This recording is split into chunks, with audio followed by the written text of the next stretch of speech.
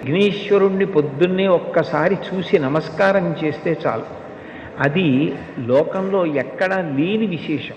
ఒక్కసారి ఆయన ముఖం వంక చూసి నమస్కారం చేసి 16 నామములు ఉన్న శ్లోకం చెప్పి బయటికి విడితే చాలు, విజయం సిద్ధిస్తుంది అని. రెండవది ఆయన యొక్క అపారమైన కరుణ. ఇంకా అంతా ఇంత కరుణ కాదు విఘ్నేశ్వరుడిది. ఆయన క్షమించినంత తొందరగా ఎవ్వరూ క్షమించరు. మీరు చూడండి, అందరికన్నా ఎక్కువగా మరిచిపోయే లక్షణం ఎవరికి ఉంటుంది అంటే పిల్లల యందు ఉంటుంది. మీరు పిల్లలు అనేటప్పటికీ ఒక విషయం జ్ఞాపకానికి తెచ్చుకోవచ్చు.